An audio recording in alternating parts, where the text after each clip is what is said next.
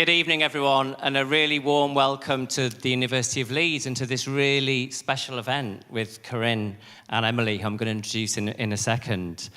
It's great to see so many of you here tonight. I'm not surprised at all that this is sold out. We also, a big warm welcome to, I think we have about 250 people watching online, which is also fantastic, from all around the world. So a huge warm welcome on behalf of everyone here at the university. My name's Ben Wormsley. I'm the Dean of Cultural Engagement here at the University of Leeds. And I often say that arts and culture is the beating heart of the university, and I genuinely believe that, and I think we're going to see a manifestation of that here this evening. We're in the process of developing a strategy, which I know sounds quite boring on a Friday night. But we take arts and culture really seriously here at the university because we know that it can really support impactful research that we do across the campus in all sorts of weird and wonderful fields and disciplines, and the impact we have in society more broadly. We know that it can deliver a transformative student education through creative thinking, for example, and creative practice. We know that it can help us engage with communities, and again, Corinne's a brilliant example of that, of working really closely in the community she grew up in and went to university in. I'm sure we're going to hear more about that this evening. And most relevant, I think, for this evening, we know that arts and culture can help to deliver and really enhance the kind of staff and student and alumni experience. So a huge welcome to all the alumni who are here tonight and to all of our staff and students. So a few housekeeping announcements. I'll keep these brief, I promise. We have a professional photographer who will be taking photos towards the early part of the evening, so please do refrain from taking photos or from filming during the event itself. And in terms of fire drills, there aren't any scheduled fire drills this evening, you'll be pleased to hear. But if the fire alarm does happen to go off, the nearest exits are at the front and at the back of the, I feel like an air steward now, but just look around the room and see where your exits are. And if an alarm goes off, please do follow university staff, and we'll take you to the muster point at the back of the School of Music in front of the Edward Boyle Library, which I'm sure a lot of you remember really fondly. Without further delay, I'm really here to offer a really warm welcome to Corinne and to Emily. I'm a huge personal fan. I'm sure a lot of you in the room also are fans of Corinne. I was saying to Corinne just before, I've seen her perform twice already, once in Leeds Town Hall, and one really memorable occasion in Left Bank Leeds, which we were laughing about. Those of you who know Left Bank Leeds might remember the days when there was no heating. So the last time I saw Corinne, I was on the steering group and I was doing tickets on the door, and it was absolutely freezing, just a pre-Christmas concert. And I was so cold, everyone was so cold, I was just stamping my feet. And I could see the kind of, everyone was kind of, all the kind of breath in the air, really, it was so freezing. So tonight we have put heating on for you. You're going to have a warmer experience in every sense of the term.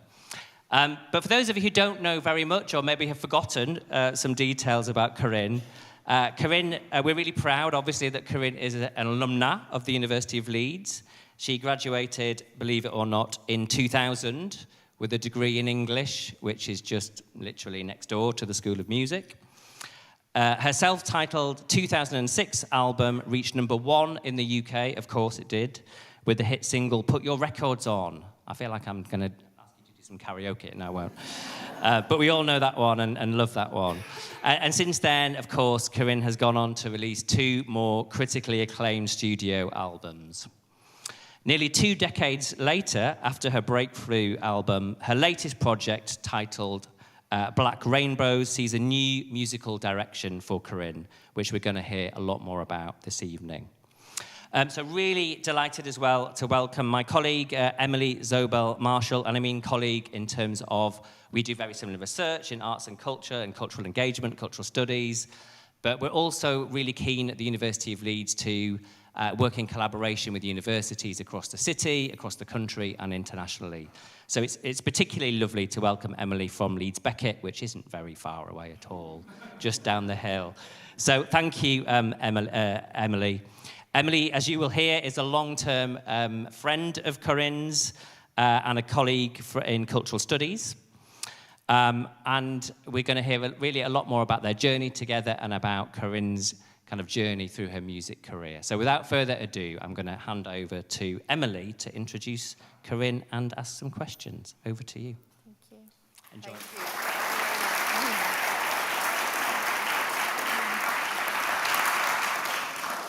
So, Corinne. Hello. Hello. It's lovely to be doing this with you here tonight. And the first question I wanted to ask you is that you've taken your music across the globe, and yet you've made your home here in Leeds. And we were talking earlier about how some people find that surprising, you know, that you are still here in Leeds, and you have deep roots in this city. So I was wondering if you could start off just by telling us what for you is so special about Leeds. I mean, I've lived in this city all my life. I mean, I have been around the world, as you say, you know, lots of times and stayed in various places and lived for short amounts of time in different places. But I feel a really strong connection to Leeds. I came to Leeds University partly because it had such a brilliant course in English literature, but partly because I was in a band at the time called Helen, and I really wanted to stay. I was really serious about music, you know, being a teenager, and the two girls that I was in the band with, they weren't at university yet. They were the years below me. So I wanted to go to university, but still be able to do music, still be able to do gigs. And so it really suited me that Leeds was such a great university. I also grew up in a family where we didn't use a car. And so Leeds was actually quite a big city to me. You know, when I came to Leeds University and moved to Headingley, that was a new place to me. You know, that was 2 buses away from me. So it was like, you know, 2 buses, an hour of your time. You know, you could probably get there in 15 minutes in a car, but just that thing, the kind of psychic geography of going from Moortown, Roundhay, where I grew up, all the way to Headingley, you know, where I didn't know it. I didn't know the suburbs, I didn't know the cafes, I didn't know the restaurants. So it was a really kind of romantic place for me, Headingley and Hyde Park. And, you know, I love the way that people used Hyde Park as a kind of garden, communal garden. And see people in the swimming costume, you know, when it was a hot sunny day. And we used it to rehearse music, to sit in a circle and play guitars. And, you know, it's where many people saw their solar eclipse from. I didn't see it because I was rehearsing with my band. That's how serious I was. Missed literally an event that will happen once in my lifetime. Round the corner, I had to do a band practice that day.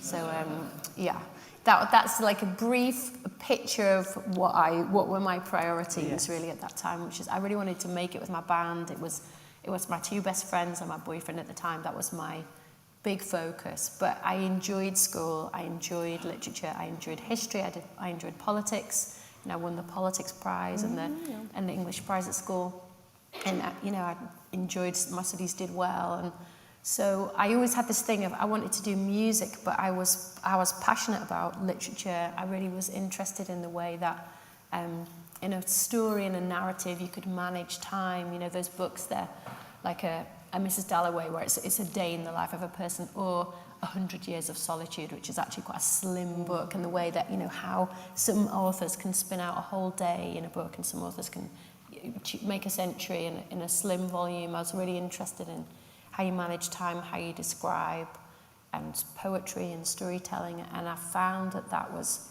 something I wanted to do in my songs. So studying was really useful and all the concepts, you know, blew my mind, you know, in those first few months at university. Yes. So that's really interesting what you say about how storytelling and literature, you know, fed into your music, and many of your songs do tell a story, in particular in this new album, Black Rainbows. But tell us a little bit more about the music scene that you were growing up within when you were in Leeds. You know, was there, you know, maybe that rehearsal, by the way, was actually the one that really counted on your journey to global fame. So never mind about the eclipse. But what was the music scene like, and how did you feel like it nurtured you to become the artist that you are today? I felt like Leeds was a really supportive musical community. You know, I learned violin at school. I mean, I think all the children at school in those days, you know, in the early 80s, all the children learned recorder. So every child had to learn to read music in a basic way and to play recorder. We also had music and movement, where you had to, you know, be a tree or be a flower, and, you know, in your indoor shoes. This is all children. You know, it was completely normal for us to be doing interpretive dance with our classmates at 5 years old and 6 years old. And this was under a Thatcher government. You know, I always find it really fascinating that it wasn't a government that was really focused on arts and culture, but somehow the understanding that children need more than to be sat at a desk being told, you know, maths and English and science. And so yeah, we had the music and movement, we had physical education as well. And then for the children who excelled at recorder, you know, then you would be sort of offered, you know, do you want to play the flute? Do you want to play it wasn't the trumpet, you could play the flute or the violin or the cello, I specifically remember, or clarinet. I wanted to play the cello, but we didn't have a car, so I ended up choosing the violin, which was much more portable. And really loved it, and I had 2 violin teachers. One was a very lovely and quite gentle woman called Mrs. Wellesley Smith, who, you know, she would just be encouraging and soft. And then there was another woman called Miss Burgoyne, who was terrifying, who was about 700 years old, and she had really, really tight grey hair and about 5 permanent sort of frown lines on her face. I really remember her well. And I was terrified of this teacher, and, you know, I always wanted to do a good job. I was frightened, that made me practice. I remember sometimes she would really shout at me. And I remember one time leaving the violin lesson, because it was twice a week and everything was, you know, free. So for children, you know, my background, working class background, you know, my family didn't play instruments. We didn't have that history of classical music in our house. But being able to go to school to do classical violin, you know, with one other person or 2 other people in the class, it's really valuable. I remember being in tears, leaving my lesson one time. I don't know, something particularly prickly that Miss Burgoyne had said. I can't remember. But the head teacher was there, and she saw that I was crying, and she called me into her office, and I was saying, you know, Miss Burgoyne, she always says this to me, and she tells me this, and she tells me that. And she said, Corinne, don't you know that she is hard on you because she thinks you're really good? And I had never sort of built that association before, that the idea that criticism was something that kind of, you know, that sharp knife that's kind of making you into a shape and cutting off the things that aren't good. That was my first kind of awakening to that. And then from then on I thought, oh, she thinks I'm good. You know, that totally changed. That changed the way I would approach the, you know, practicing. I'd think, like, she believes I'm good. Maybe I am good at this. And then, you know, it was all Leeds City Council, but there was this orchestra that would happen where all the kids from the primary school would come, and it was at the Leeds Town Hall, you know, so I got to be in that concert. And one year I was the leader of the orchestra, you know, so you get to go at the front and do a bow, and those things, they really gave me a lot of confidence and made me think, you know, I am doing this, I'm being singled out, I'm enjoying it. You know, I enjoyed going and taking a bow. I always felt really expressive, you know, in my music, and I would move and, you know, perform, and I just loved it. And I did violin maybe till I was about a teenager. It was at school, so you had to miss a little bit of your lesson to go. You know, they would call you out and you'd go out. And I remember it just got more and more difficult. I was never very good at sight reading or reading music, and so, you know, when the teacher would say, let's play this piece, I'd say, can you play it first? And then when she'd played it, I'd be able to sort of pick up what was happening. And so I remember one time doing a concert at school and performing a piece, and it was kind of tricky for me. It was some Vivaldi. And I remember going wrong on stage and feeling mortified. And I stopped and I said, would anyone mind if I started again? You know, I was about 14, and everyone laughed, and it's like took the tension away, and it was great, and I was ready to start again.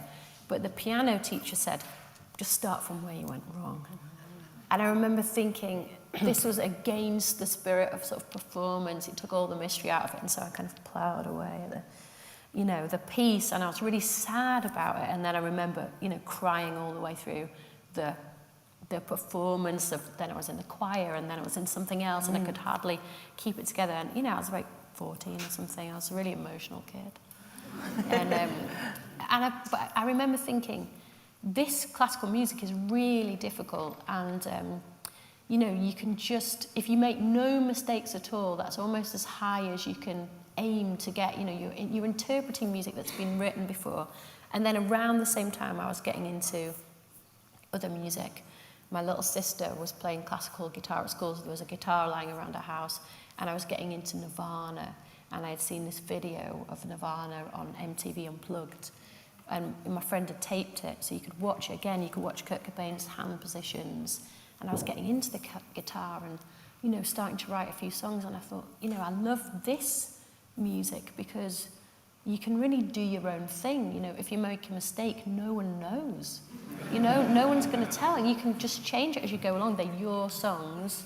It just took that sort of the tightrope walking fear thing of how what my experience of classical music was, which of course isn't everybody's. That thing of, you know, don't make a mistake, into just do your thing. Yeah. And so songwriting for me was totally, you know, this big new sense of freedom, singing, playing guitar. So I took what I had learned from my different classical settings and brought it into that music, and just felt really free. Yes, yeah.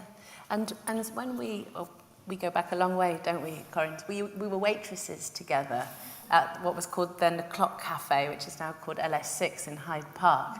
So we used to be, probably hard to imagine glamorous Corinne like this now, but covered in ciabatta flour over the deep fat fryer. You know, trying to cook everything in a deep fat fryer. But he cooked everything in the fryer. Everything went in that fryer, and then you'd wipe the grease off, wouldn't you? The side of the plate. It was really like that. On a really quiet day, we'd sort of say, "Oh, there's nothing to do," and Robin would say, "Well, you could scrape the fat out from between the tiles on the floor, so it just." But we kind of run that place, didn't we? Yeah, we did. Yeah. It used to annoy me. I mean, I didn't think of myself in this way, but Robin, God bless him, he would only employ, I'm not including myself in this, but to me, he would only employ like really good-looking girls. Because that was what seemed to like bring the boys to the yard. So sometimes, I don't know, sometimes I felt like I was doing a lot of work and I would just be with some sort of Italian student who'd be like, I don't know what to do. Where shall I put this? Where shall I, you know, people were just kind of floating, just doing a bit of work. And we're just, conscientious, you know, and they'd always be just like, really couldn't quite work the till, but it was fine. That's so true. That's what it's like, That's so true. And we were a bit the worker bees, weren't we? We were the worker bees. We were the worker bees. Yeah. And so that, I mean, I always think that we should all have those experiences, no matter what careers we go on to have, that it grounds you to work in the service industry, to work at, you know, and behind the scenes type of job. You need to do that. And I was thinking about you and your life as a pop star now. How do some of those experiences ground you? I think it's really useful. I think doing work where you're seen in all these different lights. I mean, I felt like I had it a lot because I was always moving between different worlds as a child. You know, I was in black space, and I had a black parent, but I also had a white parent, and then I'd be in white space, and I wouldn't quite fit in here, but I didn't quite fit in there, but I was moving between these two spaces and speaking these two languages, not literal languages. And then, you know, my family's a kind of working class family, but we were in a really middle-class church, so I would sort of be there amongst those families, and they had their trips to France and their cars, and that wasn't quite me, but I knew how to talk that talk. And even being here at the university, I was mixing with people who were definitely in a different social sphere to me, and I think that was always really useful. You know, at church I was like the coolest girl, and then at school I was like, you know, getting good grades, playing the violin, playing in the hockey team, riding to school with my hockey kit and my, you know, violin balanced on the handlebars, like not very cool. So I really got a sense of what it was like to be treated differently in different spaces. You know, in one group, you have all this power and you can make anything happen.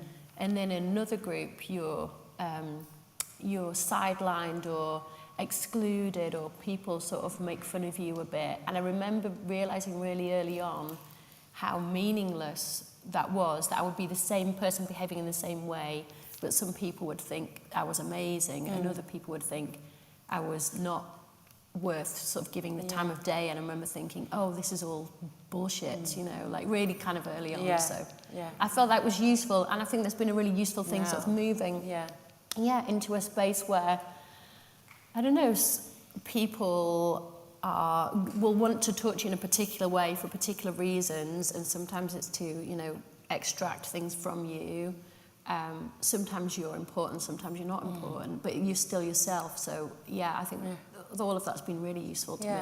That's really interesting, and it's really interesting to say, you know, hearing you talk about how I guess you kind of code switch. You learned to code switch, and you learned to switch, you know, between different environments, and actually that made me think about Black Rainbows, and also what an eclectic and sort of code switching album it is, where there's lots of different, you're playing with different genres, and you're sort of, to me it felt like you're saying, look, I can do this, I can do rock, and I can also do hip hop and techno, and it's just all of it is there.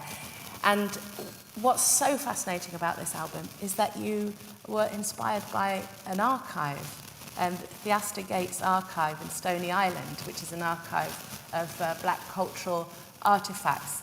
And so, you know, how you talked about storytelling and the importance of that, and so how did your musical journey for this album start in the archive, and where has it taken you? The whole thing started with this building. I remember being on a friend's Pinterest board, which, you know, maybe Pinterest, oh, you got some crackles. Sorry. Sometimes we have that on stage where it's like you pick up the taxis, local taxis or something, you know, so you're just about to start a song and you can hear like, cab 45, cab 45, you know. Coming right like down for your love. Yeah, it's all radio frequencies. So sorry about that. Is that? Yeah, we're cleaning the radio frequencies. I think we found one. You found a good one? Yes. It all started with this building, this friend's Pinterest board, and she had a board called Artists and Their Creative Spaces. So, you know, she would have a photo of Picasso painting with light in his studio, or Kara Walker with her silhouette pieces.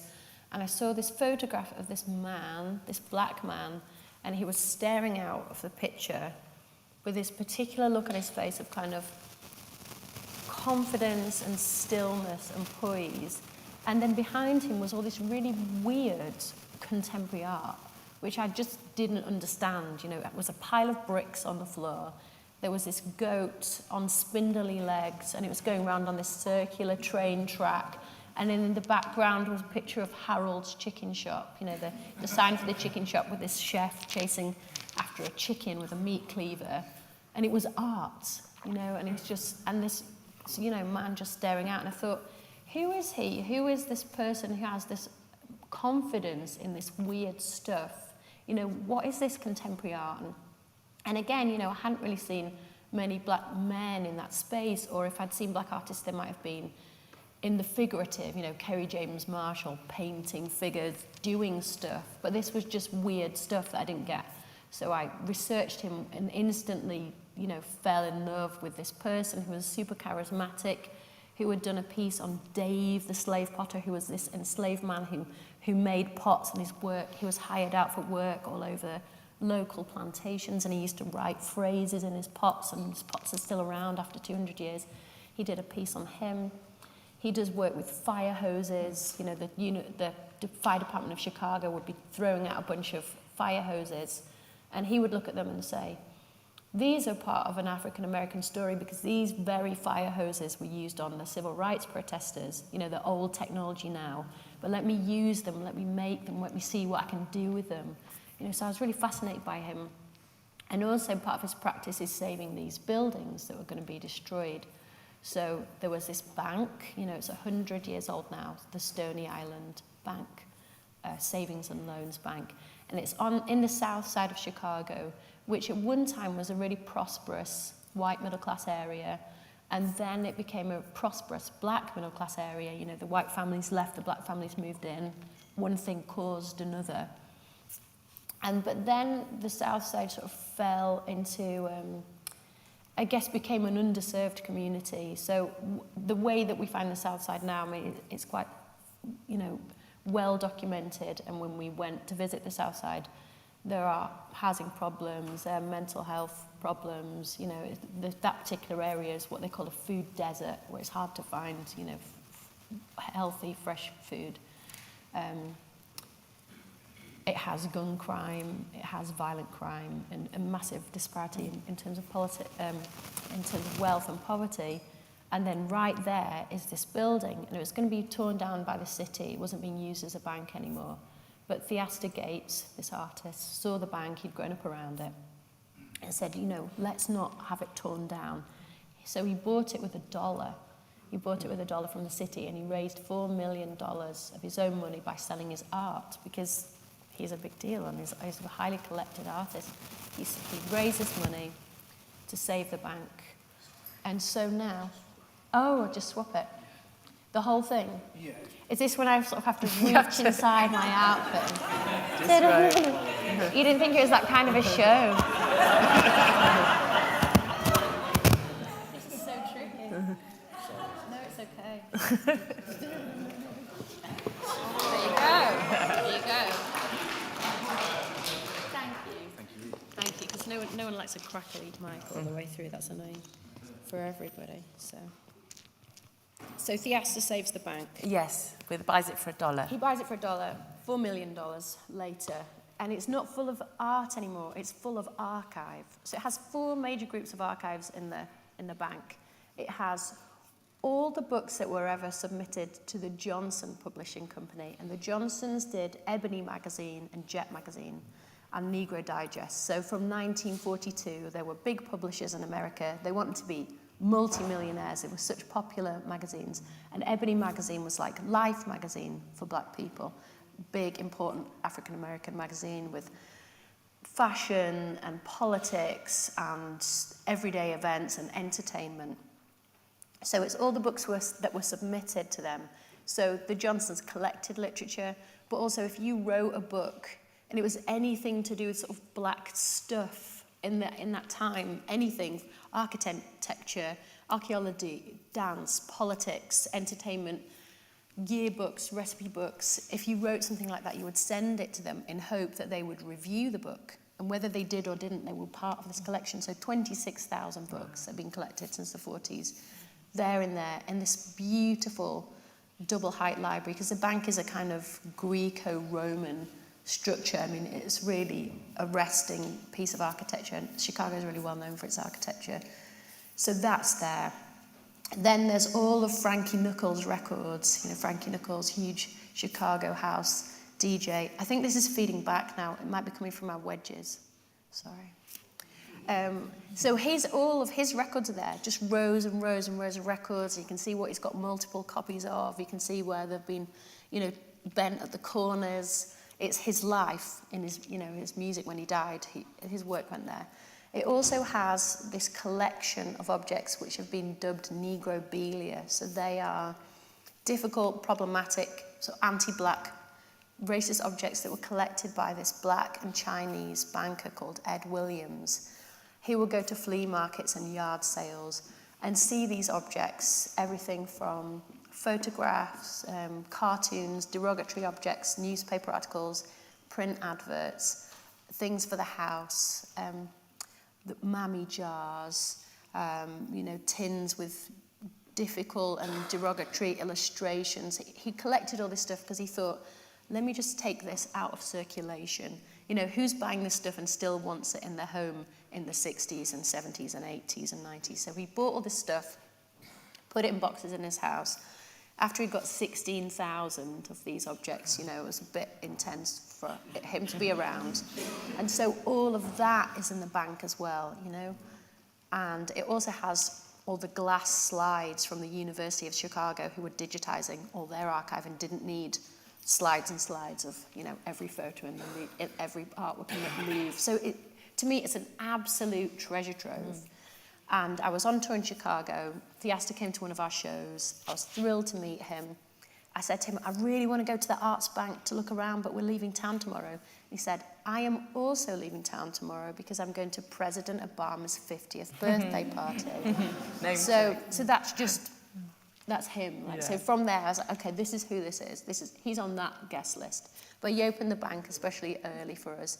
And I walked through the doors and felt myself to be in this sort of cathedral to black art, and be in this library, this huge library, and just be interested in every single thing that I put my hands to. And it was before the library had been really organised in subjects, so you could just look on a shelf and it would be everything from, you know, the rock churches of Ethiopia, the pioneers, the black pioneers who went west in the 1850s, dance, a Bill Cosby autobiography, something about Shaka Khan, something about a school. It was all just on here, and I was so fascinated by it, and the volume and the presentation of the literature as well. I always say to people, you know, I love the libraries here. They're so grand and beautiful. You know, if you're really lucky, you'll be able to sit and read classic English literature from the canon.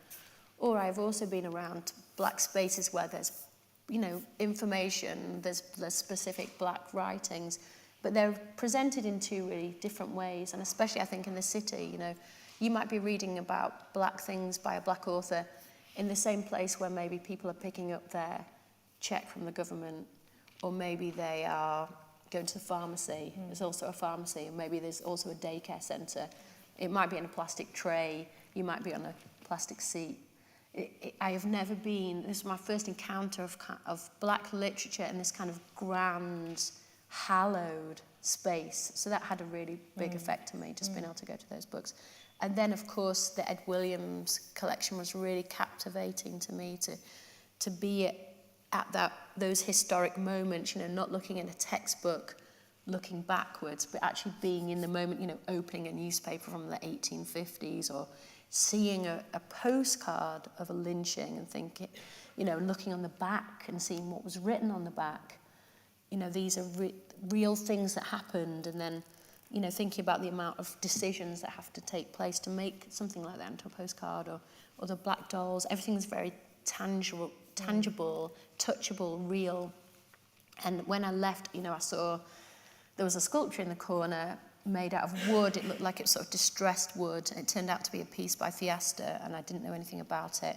And he said, it's made from the floorboards of an abandoned police station in Chicago.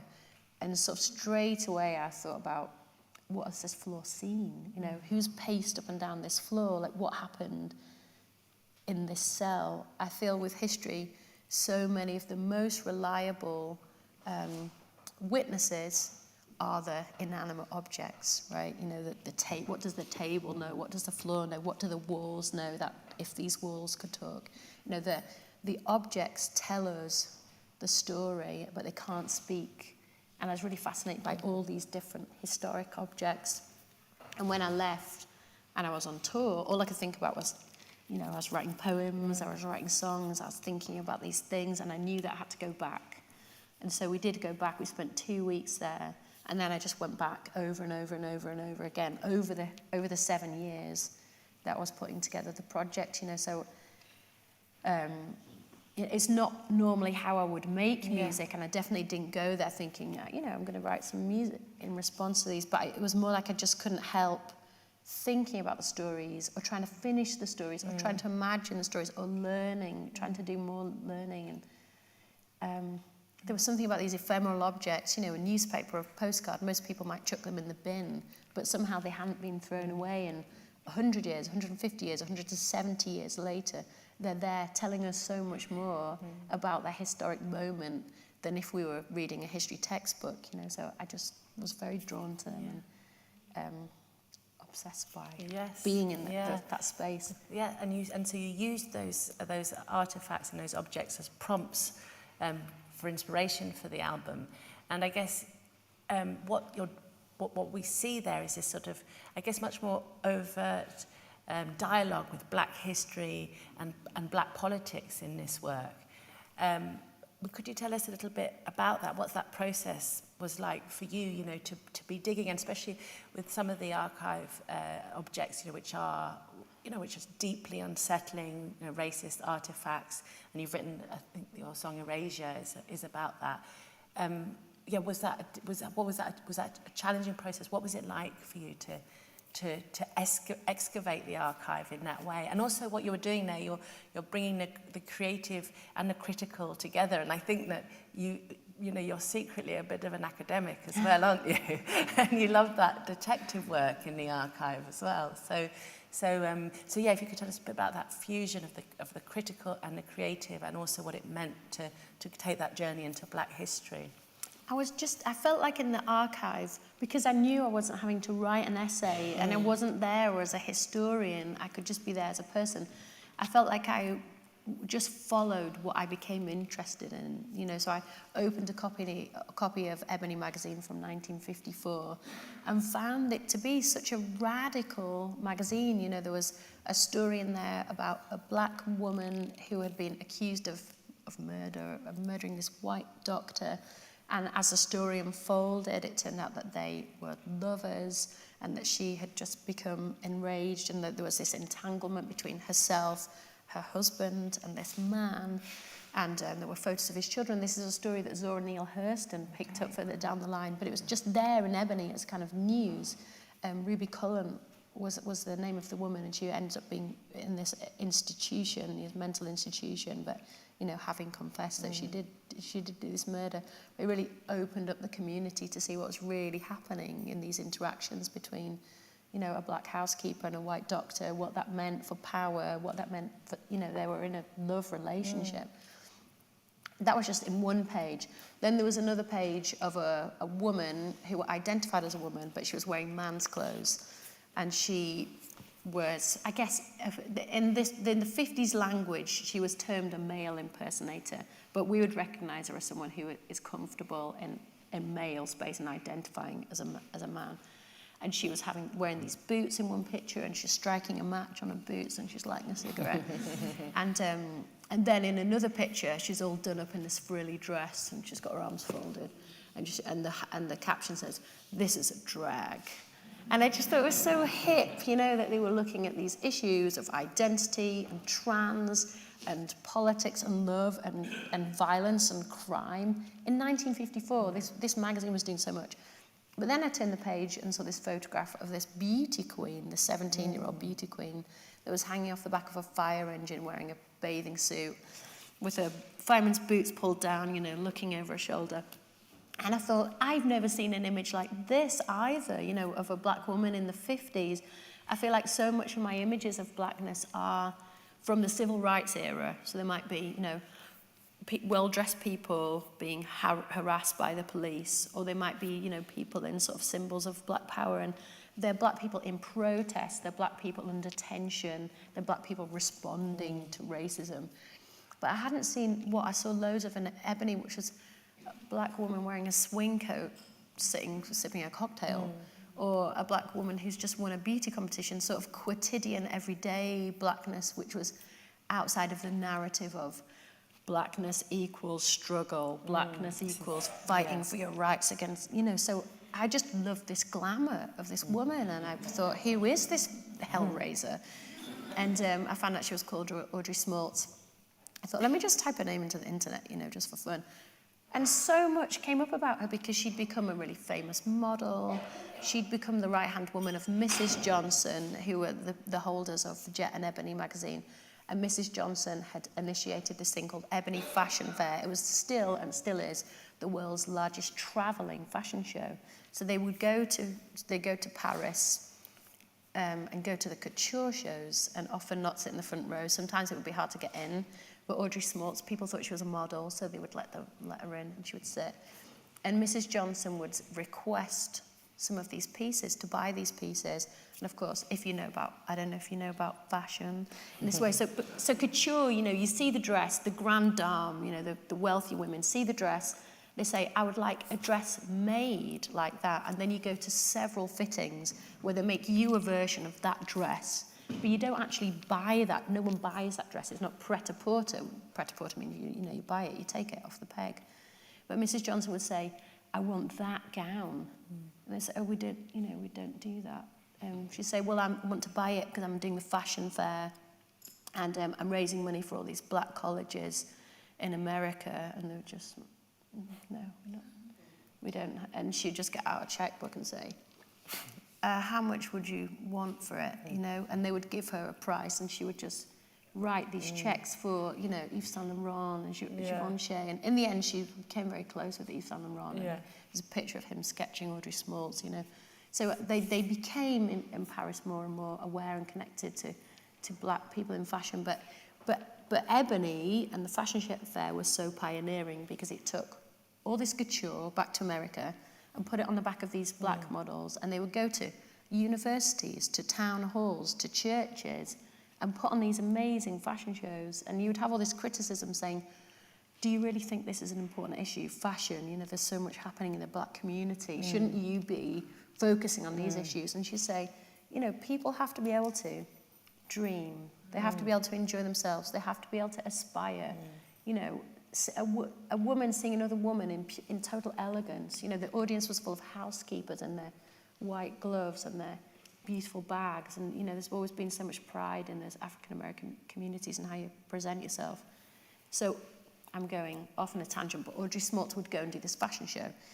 And then she just became a very well-known public figure. I worked out that she'd be 86 years old. And I managed to find her. Oh, wow. You know, she wasn't hard to find. It was like somebody knew her who knew her. I called her on the phone. I talked about the photograph. She said, my mother hated that photograph. Because, you know, the camera's kind of low down and it's looking up and you can see her pins. But yeah, she's a really fascinating woman. She came to our show in Harlem and she, you know, captivated the audience and talked about how she was the announcer at Fashion Fair and would say, you know, what to wear on a Sunday when you don't get home till Monday. You know, she had all these catchphrases, and so she was super cool. But you know, just to be able to look at a photo, see a woman, meet the real woman, but somehow the photo just said all this stuff. And the photo really reminded me of these 90s Riot Girl posters that we used to see, you know, when I was growing up and I was in my indie band, when they would use a 50s image, but they would subvert it, you know, so it might be a woman, a 50s woman, you know, doing the dishes, looking all forlorn. They'd be like, fuck the dishes, come out and see Pussy Power at 9 p.m, you know, that sort of thing. So I grew up around those kind of posters. Sorry, this is more sweary than I thought it was going to be. But yeah, I grew up around those posters. So when I saw this image of this woman, I straight away could hear that sort of 90s trashy guitars, and that's why I wrote the song New York Transit Queen, and that's why it came out in that way, because I instantly thought of this black woman with all this glamour, and in this particular moment, there's no stuff around racial injustice. As it turned out, she was winning a competition that was an all-black competition because black women weren't allowed to enter the parallel competition called Miss Subways. So even that picture had its own story. Yeah. But I just wanted to kind of celebrate that. So as much as I found very difficult things, which, you know, we can talk about when it comes to erasure, but I also found loads of kind of resilience, resistance, utopia, joy. Elegance, joy. Yes, like stories I didn't know, or the celebration of brilliant contemporary artists like Betty Saar and David Hammons, who I hadn't known anything about, who, you know, David Hammons, so whimsical, selling snowballs, you know, at a market. That was his art, you know, just putting out a blanket, snowballs arranged in size from large to small. The smallest ones were the cheapest, the big ones, and it's called Blizzard Ball Sale. And then I just thought, I don't know about these people who are doing this really playful, brilliant art. You know, I feel like I've seen so much black art, but it is always the art that's somehow valued or seen as important is art that's kind of, you know, political, about sort of pushing the, you know, the movement forward, and so much in abstraction was so radical at the time, but doesn't stay in our story of black art. Yeah. So, and we need all of those. Yeah, we need all of it. We need all of those narratives. Yeah, it's all valuable and subversive in its own way to, you know, to sell some snowballs. Yes, absolutely. It's really cool. Yeah. And then, as you say, you know, within those narratives, there are also, you know, you when you disentangle them, like the black beauty queens, there's a lot of colorism, isn't there, in those pageants and so on. And then you write that song Erasure as well, which is more hard-hitting. I was interested in what you thought, Corinne, about the ability of art, so music, song, you know, dance, I'm using that word quite loosely, to be able to be a platform to call for social justice. And I know that you say that we do need, you know, to celebrate all different types of art, and it doesn't need to just sit with pain or be a sort of practice of resistance. But do you think that music has a role to play in terms of creating that platform for social justice? And I was thinking that as well in relation to, we've got this great big sculpture, Hibiscus Rising, in commemoration of David Oluwale, who was killed by police, and that's being unveiled next Saturday, so all of you should be there. It's a 10-metre sculpture which commemorates the life of a man who was killed by the Leeds police. So that is I think it's by Yinka Shonibari, and it's a way that a very tragic, really painful story has been turned into something not celebratory, but something which acknowledges the past, but which also people can connect to, which humanizes the story.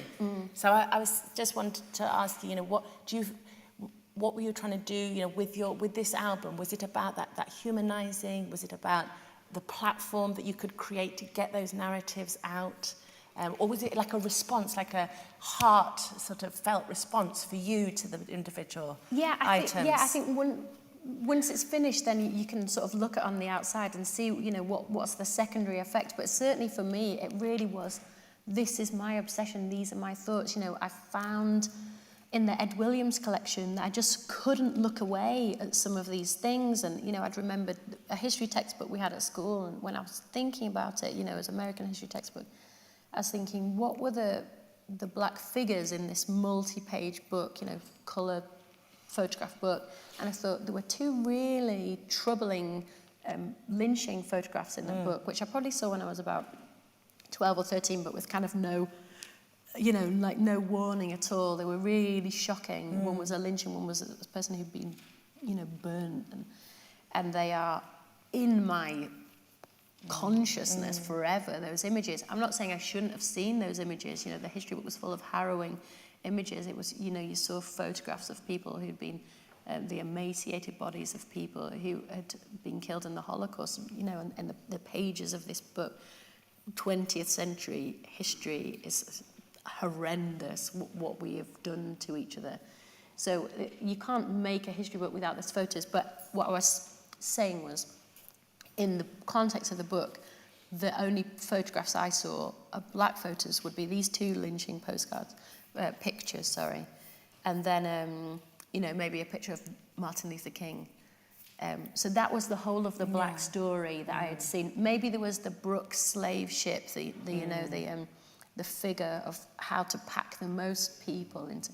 So that would have been what I had seen, and I think that's definitely, it's different probably studying history at school now as a black person, but that would be my sort of window into blackness. So I think that was problematic, that it wasn't part of a wider story. And so when I went to the Arts Bank, I think I was consciously or subconsciously, drawn to these difficult things. And like I say, when you think of a postcard, a photograph of a lynching, you think of how difficult photography was in those days, in the 1830s. It's not a camera phone, it's not even a pocket phone, it's a tripod and someone to carry the tripod and a big photo box, and carrying that and all the plates and all the flashes that you have to set up, and setting it up and waiting for the right angle. And then you sometimes see these photos, whether they have the crowd, the gathered crowd who are, part of the violence or not. You just sort of think, what angles did they take? So then they've got the photograph, then they have to get it exposed and developed. But then they have to suggest it's going to be a postcard. They have to find someone who's going to print it and who agrees to print it. Then you have to find shops that are going to stock it. Then you have to have a salesperson that goes from shop to shop with these bundles of postcards of this violence, this racial violence. And they're like, oh, I'll take 20, I'll take 100. Then you have to have someone who comes into the store, leafs through the postcards, chooses one, takes it to the counter with no sense of embarrassment, shame, to just buy them. Then they have to write it. Then they have to have someone to, to an audience to receive it. So it just really struck me. That's what I love about history and historical objects. None of them are sort of dusty and unimportant. And of course, with all of these objects, they're so problematic. Part of you thinks, shouldn't these just be in a bonfire somewhere? They still have this power to cause so much pain, but of course they tell us so much. they're so valuable. They tell us more about the person who took the photograph, and they talk about the social conditions. So just to me, the postcards tell us how normalised this kind of violence was, how to be associated with it, whether it was taking a photograph or standing next door, how that wasn't a criminal act. It wasn't a criminal act to be part of this murder or adjacent to it. And so it was just going through the objects that became part of the Erasure song. You know, there was this it was a sculpture of a boy, a toddler, and I think I was drawn to it, you know, because I'm a mother and so I'm interested in depictions of children. It was a sculpture of a boy, and it was only about this big, but it was a boy on the potty, and he was crying, you know, so it looked like he was having trouble going to the toilet. And he had a big, wide, crying mouth, like that. And it was really, I've seen objects before that are sort of black derogatory objects, and they almost don't look human, you know, they look like you can see the agenda of the person to dehumanize. But this looked really human, and a lot of effort had been made. I thought it must have been made in clay first. So you saw the details of the hair and the creases and the eyes and the lips and the teeth. And someone's really taken a lot of care to show this boy. Then it's been cast and painted. But as I went to pick it up, the potty part stayed on the table, and I thought, what is this? What is this? And then as I looked through various objects in the archive, I realized it was an ashtray. And so you would have this ashtray and put out, you know, the cigarettes, like either directly into the thing, or you could put them out on the edge, you know, the open mouth. And I thought, if these things are happening in public, if an object like this is just happening in people's homes as something that's amusing, this sort of black painful white amusing, what's happening in private, you know, what's happening in the places that can't be seen? You know, so this knick-knack that was meant to just be in someone's house and then, you know, fall out of fashion, it tells us so much about how normal this kind of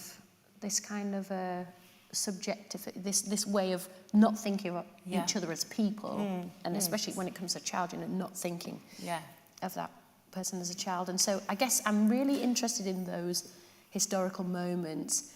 At the same time, I'm fascinated and terrified by the way that when you don't know the water you're swimming in, right? So we're in a moment now where we are allowing atrocious things to happen because somehow we haven't quite connected that those people are us. You know, what we're all doing to each other, we somehow distance it, whether it's the children mining for cobalt or the children whose lives are being wiped out by bombing. You know, we are somehow kind of allowing these things to happen because it's normal that it goes on. So to me, it was the aliveness of the history that really drew me to the songs. And as you say, you know, what did I hope would be the response? You know, I didn't really even think of it as a record.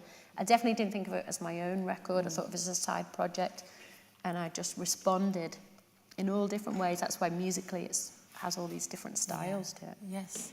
And that, you know, as you say, like each act of stubbing that cigarette out is an act of violence, isn't it, against a child? So it shows you that level of dehumanization.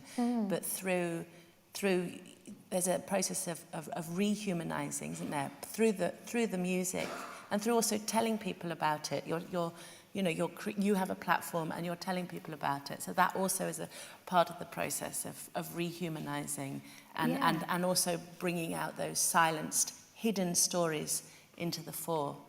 So that's a hugely important process that you're a part of. It feels really different to me. I mean, we just did a show in China that was playing all my music from before Black Rainbows, which I loved doing. And we did a show in China, then we did a show in the Philippines as well. The one I'm thinking of is in the Philippines, where it felt so lovely to be engaging with these people and all of what were, before Black Rainbows, my stories, you know.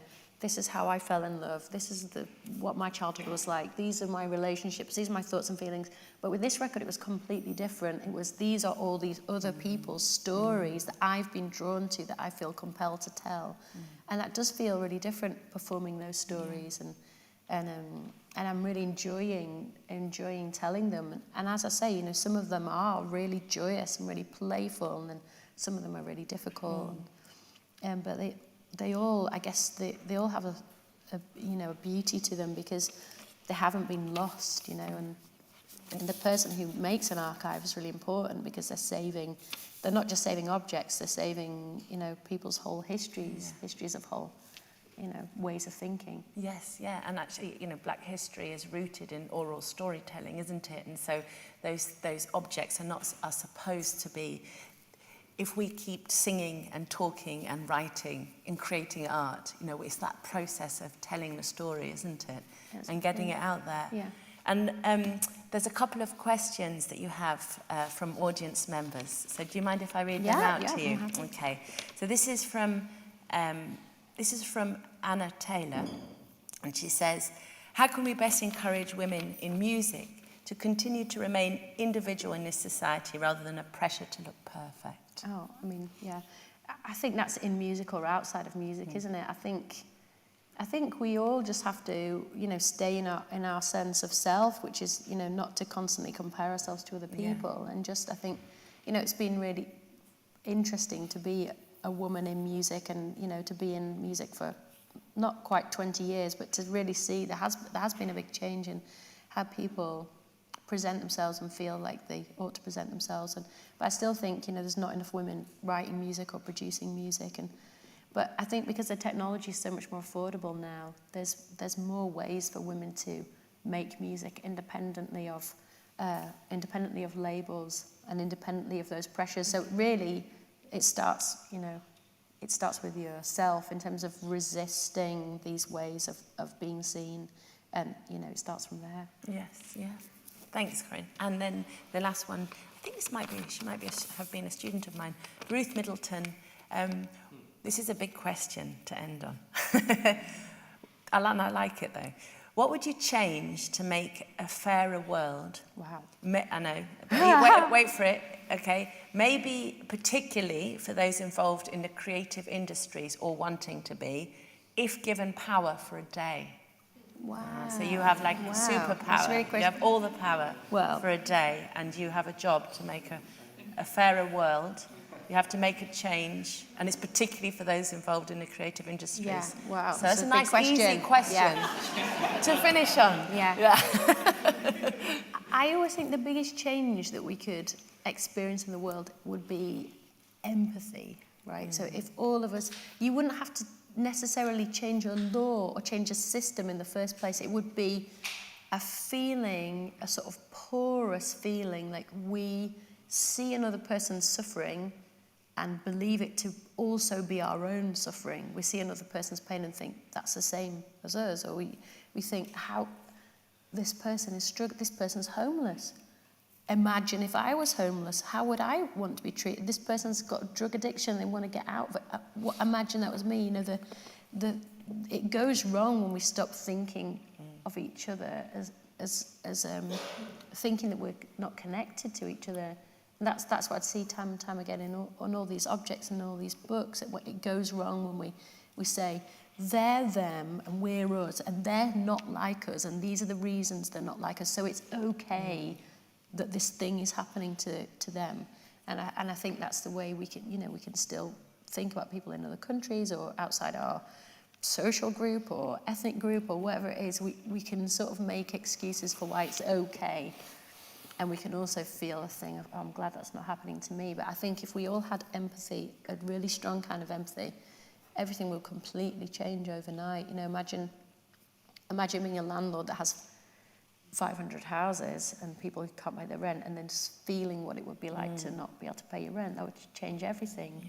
Yeah. Imagine, running a health service and thinking, what would it feel like if you couldn't get what you need? You can't afford for your family to get, someone in your family to get care. So I just think, that's the most important thing. And I do think with music and art and all those things, there's a way of telling a story. There's a way of being sort of gentle. I said with this record, it's not like a really shouty, aggressive record at all. Not that that's just not my style. I just don't think that that's effective. I think people who already know that story and that version can nod along and say, yeah, I think that too. And everyone else could just completely ignore it and say, I've no interest in what that shouty person's got to say, I don't agree.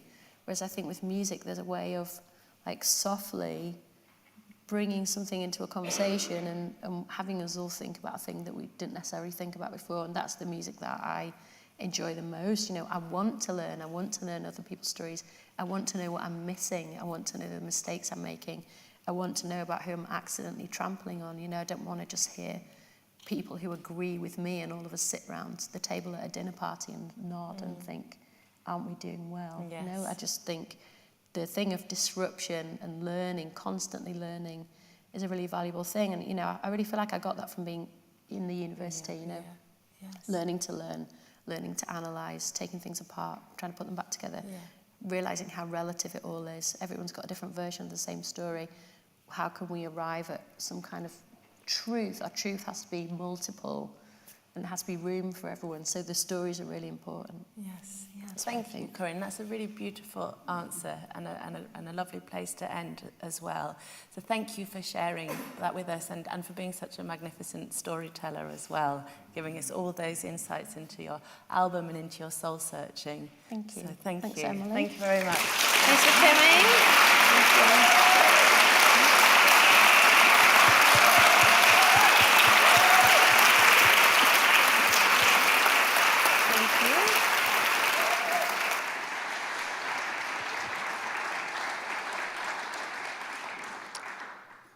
Wow. Just want to say a massive thank you to Emily and Corinne for that really rich conversation. I don't know about you, but my head's really spinning with lots of reflections already about, you know, the role of archives, for example. I've never done any archival work myself, but the power of archives. I remember we were talking before the conversation tonight about how Corinne didn't go into the archive really with the view to create an album out of it. It just, that was your response, right? That kind of creative response to something. And how similar in some ways creativity and academia are, that kind of need to know and need to unpick and need to be critical about something, and how we have archives, obviously brilliant archives here at the University of Leeds, and how they can really shine a light on what's happening and make us rethink and relive and revisit things in a really critical way, which feels now more important than ever, doesn't it? So huge thank you for that really honest and open and flowing conversation. I've been thinking a lot about code switching, especially, you know, people working in the creative industries, how we have to be really resilient. That story you told at the beginning, Corinne, about the kind of very terrifying teacher. But you know, realizing that actually that it was for your good ultimately, and it was kind of trying to make you a better artist, but how resilient artists have to be increasingly, I think, especially as women and as people of color, as we all know. And finally, I did my PhD on, you know, this idea of art for art's sake, and looking at Ionesco, who was a French-Romanian playwright. And he was a real advocate of art for art's sake and the need for art not necessarily to be political. And it can be political in lots of kind of, you know, unobvious ways, that it isn't. There's not one way to be political and not one way to tell a message. So again, a really beautiful illustration of that, and thanks very much. So finally, now is time just to say goodbye to those of you who have been following online. Thank you for dialing in and watching the last hour and a half. I hope you enjoyed the conversation as much as we all have here in the room in Leeds. And we will see you at the next event, I hope, very much. But those of you waiting, still here in the room, we've got a special treat for you now. So if Corinne's got her breath back from that hour and a bit of conversation, we're going to hear, I'm going to welcome Steve Brown onto the stage.